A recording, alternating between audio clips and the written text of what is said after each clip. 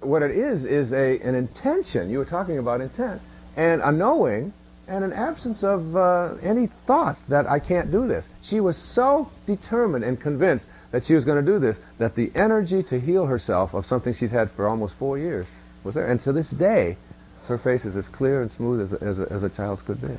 So it's a very, very important point here, and I want to address this just from a medical point of view. You know, I trained as an internist and neuroendocrinologist at Harvard and BU and Tufts University in Boston, and I remember 20 years ago a patient walking into my office who'd just been to an oncologist with breast cancer, and she was devastated by the news because it was stage 4, and they talk about statistics and so on. And as soon as she walked in, I said, "Mrs. Smith, I have good news for you and I have bad news for you. The bad news is you have stage 4 cancer, which has no cure. And the good news is I'm a quack. So maybe I can help you." I think everyone here has heard, and you should tell them about Marcy's. Oh yes, I will. Yeah.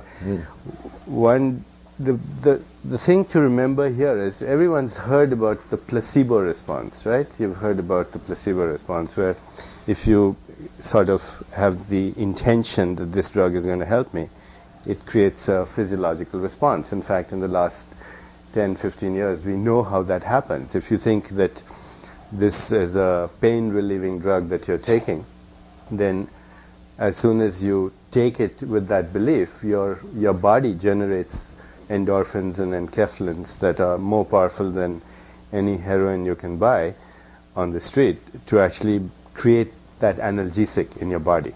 So the intent gets transformed into a molecule. Placebos work in ulcers and other things, etc.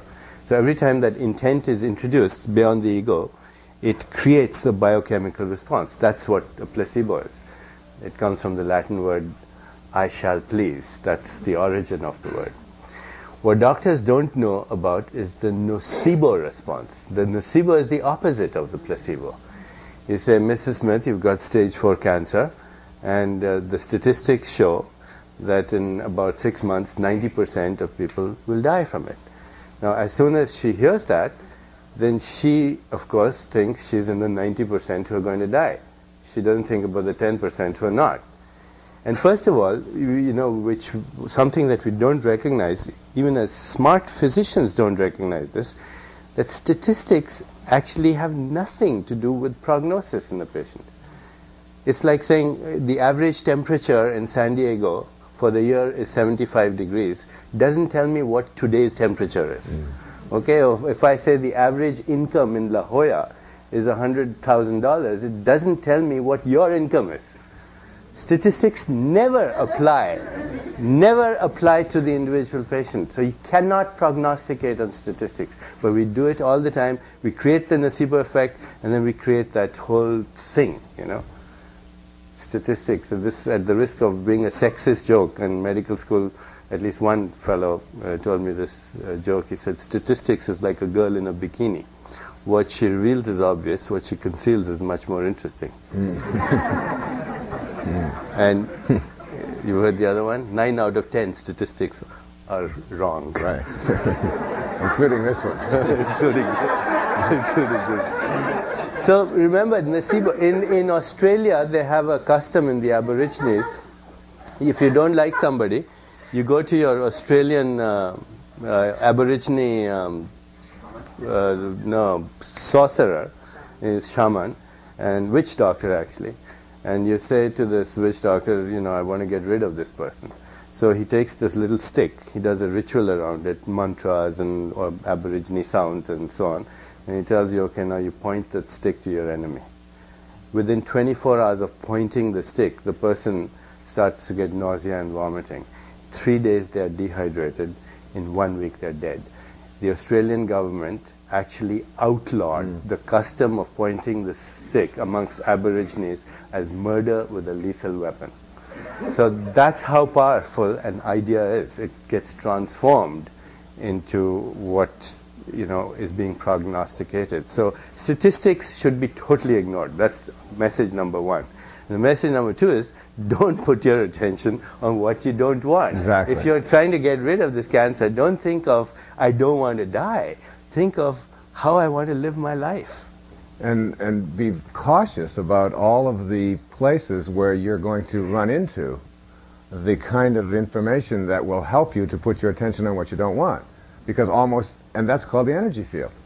So whatever field of energy that you are in, if you allow it to be contaminated by other people who are bringing you down, you will find yourself, buying into the very thing that you don't want to create for yourself.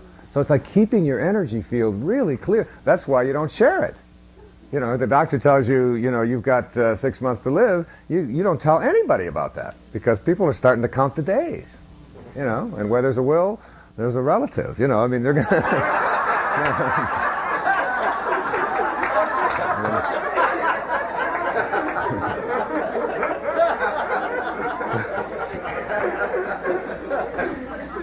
How Deepak and I became friends and colleagues was, it must be 10 years or more back now, that my wife I was in Seattle, and I got a call from her. I was doing a book tour in Seattle, and I got a call from her saying that she had a nodule on her thyroid, and that, it was the worst kind of prognostication, and I thought, that one of the doctors that she had been to said that she would have to have surgery immediately. She very likely had cancer. She was going to lose her throat.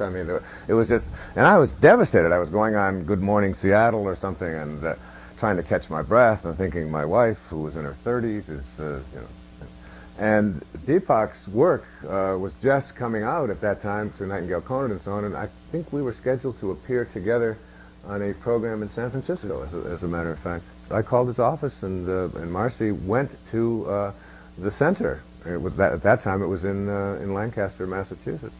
And Deepak became her physician. She went through the whole Panchakarma treatment, and learned to meditate. And she had never meditated before. And when she learned this meditation process, and when she went through all of the various massages and all the lectures and the whole intense thing that they offer at the Chopra Center, today, she was told that she would have to be on thyroxine, an artificial thyroid supplement for the rest of her life. She doesn't take anything like that at all. Her thyroid is normal. And she's, been healed of that. And my friend, Dr. Chopra here, is someone that my wife believes saved her life. Yeah, it's a true story. Yeah.